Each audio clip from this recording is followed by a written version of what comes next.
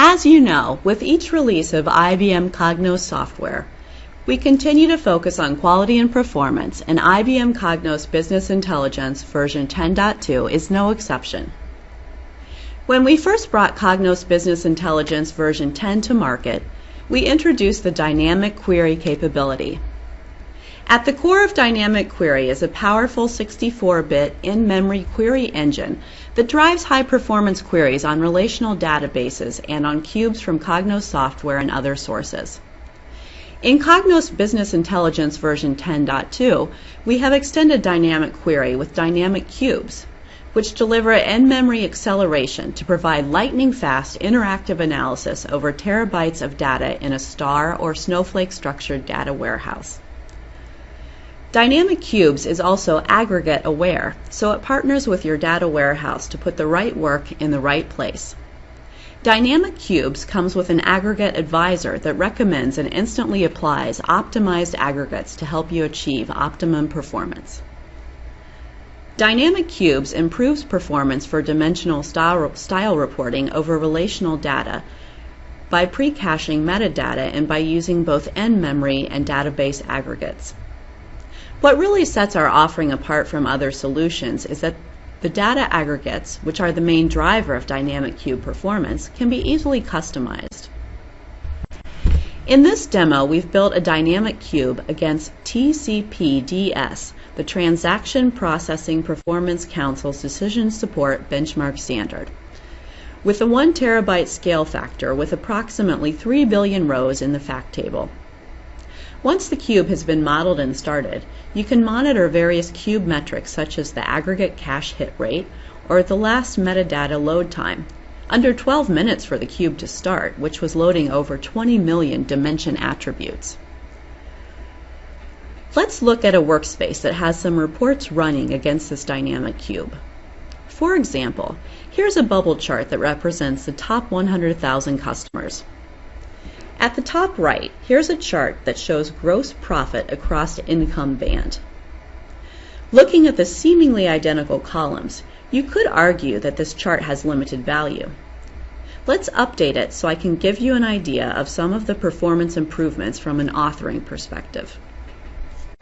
As I transition into the IBM Cognos Workspace Advanced mode, I see the metadata for the cube, and because the metadata is loaded into memory, I'm able to get a very snappy response as I drill down within a dimension. Let's update this chart so that I can see gross profit by state. You can see how quickly this change occurs. This is due to the fact that we're using aggregates, which makes this sort of timely ad hoc analysis against a large database possible. To connect it with terms that might resonate with some of you, looking at summarized data in a dynamic cube using aggregates is analogous to the type of performance you'd expect from power cubes.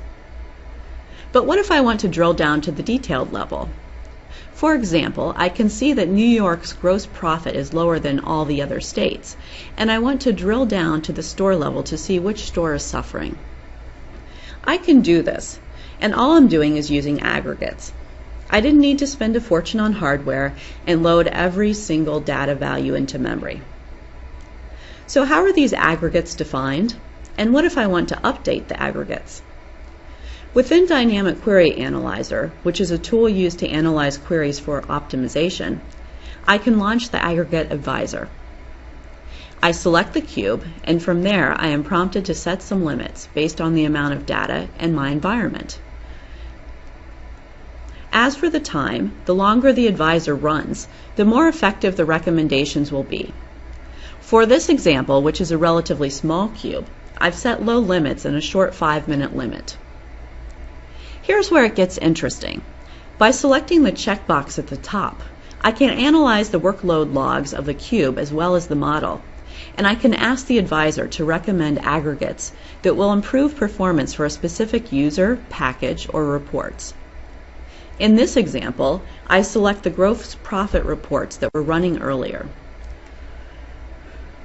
As I run the advisor, the graph that you see here shows the progress over time, with the slope of the line representing the effectiveness of its findings. Typically, you'd see a slow slope for a period of time as the analysis progresses, followed by a sharp spike to indicate that a useful aggregate has been found. As interesting as it would be to watch the chart progress for an hour, I'll just skip to the results. I can see the recommended in-database aggregates, which I can pass to the database analyst to implement, and I can see the recommended in-memory aggregates that I can implement with a single click. The great thing is that all I need to do now is restart the cube. So within 12 minutes, the metadata is reloaded and the cube is fully available. The aggregates will take a bit more time to load, but as each one loads, reports will automatically use them. So that was an overview of dynamic cubes. There's large data performance without costly hardware and simple performance tuning and maintenance.